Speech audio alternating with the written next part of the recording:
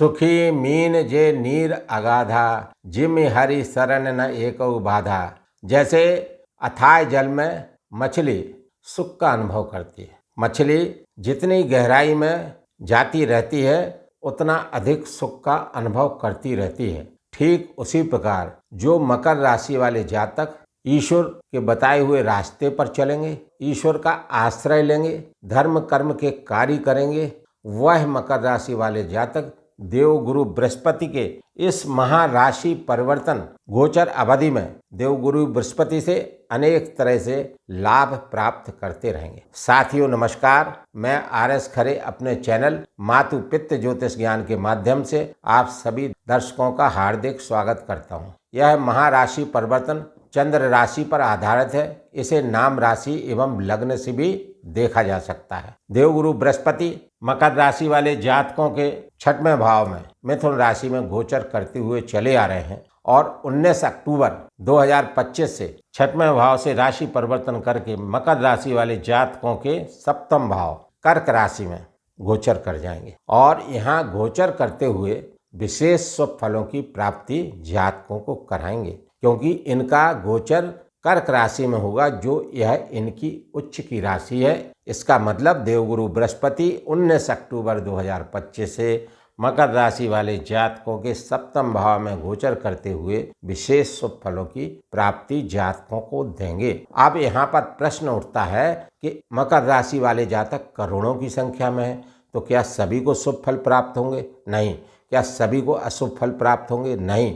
कुछ मकर राशि वाले जातकों को शुभ फलों की प्राप्ति होगी तो कुछ को अशुभ फलों की प्राप्ति होगी, और यह शुभ और अशुभ फलों की प्राप्ति निर्भर करेगी मकर राशि वाले जातकों की जन्म कुंडली में देवगुरु बृहस्पति की स्थिति पर। देवगुरु बृहस्पति कुंडली में शुभ स्थिति में होंगे, उच्चस्थ होंगे, अंश बल में अच्छे होंगे, शुभ ग्रह में होंगे, शुभ ग्रहों की दृष्टि होगी, नीचस्थ नहीं होंगे, अस्त नहीं होंगे, लग्न के लिए अकारक नहीं होंगे, कारक होंगे, तो देवगुरु बृहस्पति इस महाराशि परिवर्तन गोचर अवधि में उन मकर राशि वाले जातकों को विशेष शुभ फलों की प्राप्ति कराते रहेंगे। और जिनकी कुंडली में देवगुरु बृहस्पति की स्थिति कमजोर होगी, देवगुरु बृहस्पति अस्त होंगे, नीचस्थ होंगे, अंश बल में कम होंगे और लग्न के लिए अकारक होंगे, उन मकर राशि वाले जातकों को अपेक्षाकृत कम शुभ फलों की प्राप्ति इस गोचर अवधि में होगी।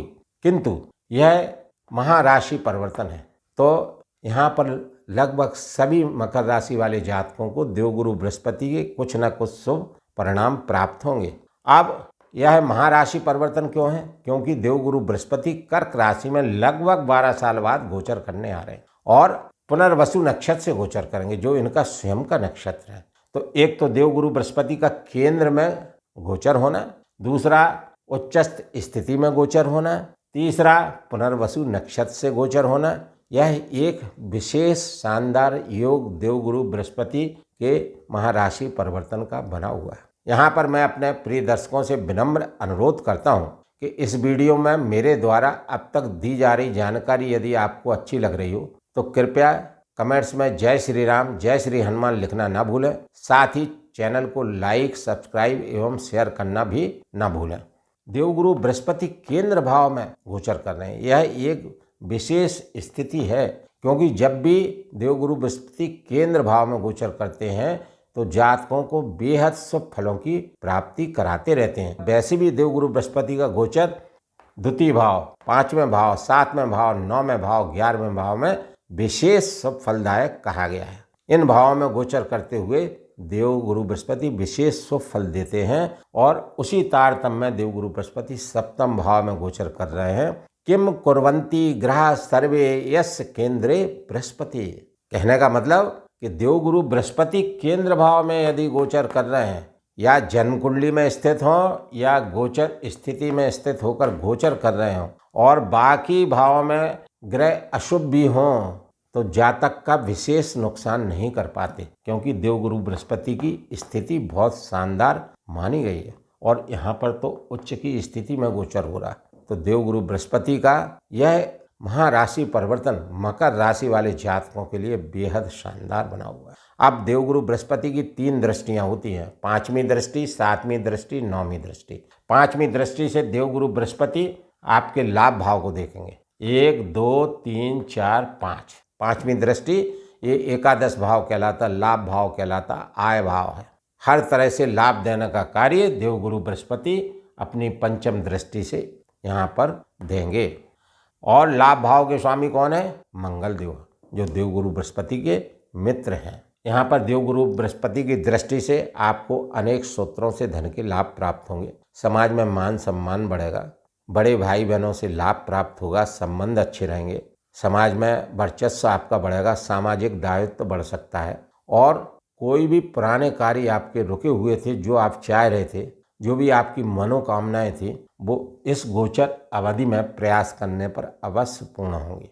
देवगुरु बृहस्पति की सप्तम दृष्टि आपकी राशि पर, आप पर, तो देवगुरु बृहस्पति यहाँ पर आपका उत्थान करने का कार्य करेंगे, क्योंकि देवगुरु बृहस्पति की दृष्टियाँ अमृत तुल्य होती हैं। जिन भावों पर देवगुरु दृष्टिपात करते हैं उन भावों के कारकों से उन्नति दिलाने का कार्य करते हैं। तो सातवीं दृष्टि आपके ऊपर, उच्चस्थ दृष्टि, तो आपको पद प्रमोशन के लाभ मिलेंगे। जो भी कैरियर आपका है उसमें आपको उन्नति देखने को मिलेगी, मान सम्मान प्राप्त होगा, शारीरिक रूप से आप स्वस्थ रहेंगे, मानसिक रूप से प्रसन्न रहेंगे। पुरानी परेशानियों से मुक्ति दिलाने का कार्य देवगुरु बृहस्पति यहाँ पर करेंगे। नए नए अवसर आपको प्रदान करने का कार्य यहाँ पर देवगुरु बृहस्पति करेंगे। देवगुरु बृहस्पति की नवम दृष्टि तृतीय भाव पर, यह साहस, बल, पराक्रम, पुरुषार्थ का भाव है। चूंकि देवगुरु बृहस्पति धन, धर्म, ज्ञान, मान सम्मान, नौकरी, विवाह, संतान एवं पूर्ण उत्थान के कारक स्वामी और नियंत्रण करता है, और नवम दृष्टि से आपको ऐसा ऐसा ज्ञान देंगे जिससे आप बड़े से बड़े कार्य आसानी से कर सकेंगे और आपके कैरियर में आपको उन्नति प्राप्त होगी। कुल मिलाकर देवगुरु बृहस्पति की ये नवम दृष्टि विशेष महत्वपूर्ण की बनी हुई है, क्योंकि देवगुरु बृहस्पति की नवम दृष्टि उनके अपने घर पर है। ये घर देवगुरु बृहस्पति का है। देवगुरु बृहस्पति को 2 राशियां मिली हैं, धनु राशि और मीन राशि। यह सही है कि देवगुरु बृहस्पति आपको यहाँ पर दृष्टिपात करते हुए मेहनत तो कराएंगे, क्योंकि शनिदेव महाराज आपके राशिपति, लग्नाधिपति हैं और धन भाव के स्वामी हैं। और शनिदेव महाराज कहाँ पर गोचर कर रहे हैं? तृतीय भाव में गोचर कर रहे हैं। यद्यपि शनिदेव महाराज का तृतीय भाव में गोचर बेहद शानदार है और ये देवगुरु बृहस्पति के पूर्वा भाद्रपद नक्षत्र से गोचर कर रहे हैं। तो यहाँ पर देवगुरु बृहस्पति की नवम दृष्टि देवगुरु बृहस्पति के घर पर, शनिदेव का गोचर देवगुरु बृहस्पति के घर पर और देवगुरु बृहस्पति के पूर्वा भाद्रपद नक्षत्र। तो एक तो देवगुरु बृहस्पति का उच्चस्थ नक्षत्र पुनर्वसु में बार बार धन संपत्ति दिलाने का कार्य और पूर्वा भाद्रपद में होने से धन संचय का कार्य, यहाँ पर जो है आपका धन संचय कराने का कार्य शनिदेव महाराज करेंगे। यद्यपि मैं यहाँ पर देवगुरु बृहस्पति के महाराशि परिवर्तन की चर्चा कर रहा हूँ, किंतु नवम दृष्टि शनिदेव पर होने से शनिदेव के बारे में बताना भी आवश्यक है। अतः शनिदेव आपके राशिपति, लग्नाधिपति होकर तृतीय भाव में विशेष शानदार स्थिति में है और आपको शनिदेव महाराज के भी लाभ प्राप्त होते रहेंगे, क्योंकि देवगुरु बृहस्पति यहाँ पर आपसे मेहनत कराएंगे और शनिदेव महाराज भी मेहनत चाहते हैं। शनिदेव महाराज कर्म, न्याय और अनुशासन के कारक ग्रह हैं,